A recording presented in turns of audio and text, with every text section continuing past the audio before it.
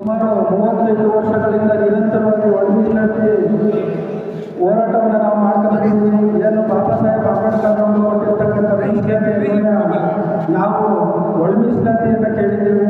ರಾಜ್ಯ ಸರ್ಕಾರ ಈಗಾಗಲೇ 2 ವರ್ಷ ಆದರೂ ಕೂಡ ಒಳಮೀಸಲಾತಿಯನ್ನು ಜಾರಿ ಮಾಡಬೇಕು ಅಂತ ಹೇಳ್ತಾ ಇದೆ.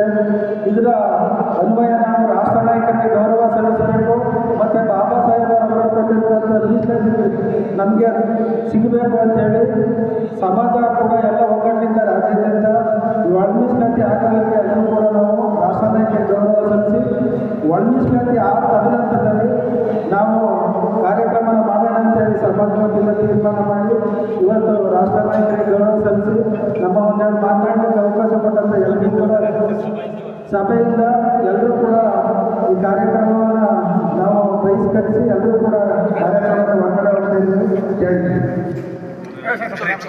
ಒಳ ಮೀಸಲಾತಿ ಹೋರಾಟಕ್ಕೆ ಒಳ ಮೀಸಲಾತಿ ಹೋರಾಟಕ್ಕೆ ಬೇಕೇ ಬೇಕು ಬೇಕೇ ಬೇಕು ಒಳ ಮೀಸಲಾತಿ ಹೋರಾಟಕ್ಕೆ ಒಳ ಮೀಸಲಾತಿ ಹೋರಾಟಕ್ಕೆ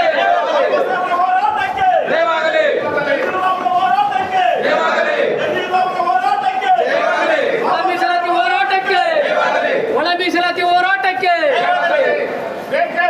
ನ್ಯಾಯ ಬೇಕು ನ್ಯಾಯ ಬೇಕು ನ್ಯಾಯ ಬೇಕು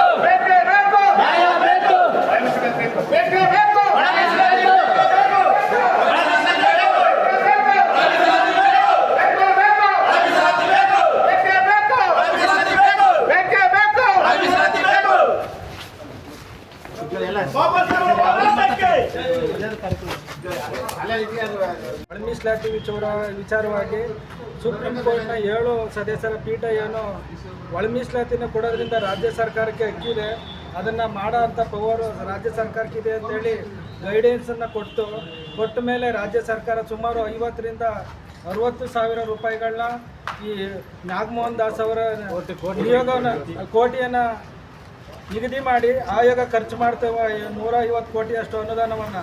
ಆದರೆ 2 ವರ್ಷಗಳಿಂದ ವರದಿ ಕೊಟ್ಟಿದ್ರು ಕೂಡ ರಾಜ್ಯಪಾಲರ ಅಂಕಿತ ಆಗಿದೆ, CLP ಮೀಟಿಂಗಲ್ಲಿ ಪಾಸ್ ಆಗಿದೆ, ಕ್ಯಾಬಿನೆಟಲ್ಲಿ ಪಾಸ್ ಆಗಿದೆ, ಮತ್ತು ಅಡ್ವೊಕೇಟ್ ಜನರಲ್ಲಿಂದ ಒಪ್ಪಿಗೆ ಪಡೆದಿರೂ ಕೂಡ ರಾಜ್ಯ ಸರ್ಕಾರ ಮೀನಮೇಸವನ್ನು ಎಣಿಸ್ತಾ ಇದೆ.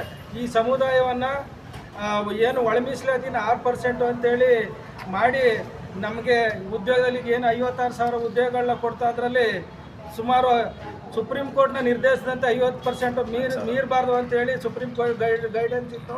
ಆದರೆ ರಾಜ್ಯ ಸರ್ಕಾರ ಏನು ನಮ್ಗೆ 15% ಮೀಸಲಾತಿಯನ್ನು ಕೊಟ್ಟಿತ್ತು, ಆ ಮೀಸಲಾತಿಯಲ್ಲೇ ನಮಗೆ ಉದ್ಯೋಗದಲ್ಲಿ ಮೀಸಲಾತಿ ಕೊಡಿ ಅಂತೇಳಿ ನಾವು ಹೋರಾಟವನ್ನು ಮಾಡಿದೋ.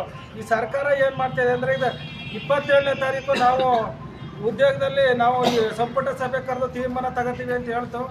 ಆದರೆ ಮತ್ತೆ ಅದನ್ನು ಮುಂದೂಡಿ ಚುನಾವಣೆ ನೀತಿ ಸಮಿತಿ ಇದೆ ಅಂತೇಳಿ ಕಾರಣಗಳನ್ನ ಮುಂದೂಡ್ತಾ ಇದೆ. 2 ವರ್ಷಗಳಿಂದಲೂ ಕೂಡ ಏನು ದಾವಣಗೆರೆ ನಮ್ಮ ಧಾರವಾಡದಲ್ಲಿ ನಡೆದಂಥ ಯೂನಿವರ್ಸಿಟಿ ವಿದ್ಯಾರ್ಥಿಗಳು ಒಂದೇ ದಿನದಲ್ಲಿ ಕೂಡ ಅವರು ಉದ್ಯೋಗಕ್ಕೋಸ್ಕರ ಮಾಡಿದ್ರು, ಒಂದೇ ದಿನದಲ್ಲಿ ತೀರ್ಮಾನ ತಗೋತು. ಈ 35 ವರ್ಷಗಳಿಂದ ಹೋರಾಟ ಮಾಡ್ತಿರೋ ಸಮುದಾಯನ ಕಾಂಗ್ರೆಸ್ ಸರ್ಕಾರ ದಿಕ್ಕು ತಪ್ಪಿಸ್ತಾ ಇದೆ. ಮುಂದಿನ ಚುನಾವಣೆಯಲ್ಲಿ ಸಿದ್ದರಾಮಯ್ಯನವರು, ಮಹದೇವಪ್ಪ ಅವರು ಏನು ರಾಜ್ಯ ಸರ್ಕಾರದಲ್ಲಿ ನಾವು ಸಾಮಾಜಿಕ ನ್ಯಾಯ ಕೊಡ್ತೀವಿ, ಸಂವಿಧಾನಬದ್ಧವಾದಂಥ ಹಕ್ಕು ಎಲ್ರಿಗೂ ಕೂಡ ಸಿಗಬೇಕು ಅಂತೇಳಿ 101 ಜಾತಿಗೂ ಕೂಡ ಸಮಾನತೆಯಿಂದ ನಾವು ಹಂಚಿಕೆ ಮಾಡ್ತೀವಿ ಅಂತೇಳಿ ತೀರ್ಮಾನ ಆಯಿತು. ತೀರ್ಮಾನ ಆದಮೇಲೆ ಮತ್ತೆ 6% ಮೀಸಲಾತಿ ಇವತ್ತು ಈ ಮಾದಿಗ ಸಮಾಜಕ್ಕೆ ಅನ್ಯಾಯ ಮಾಡ್ತಾ ಇದೆ.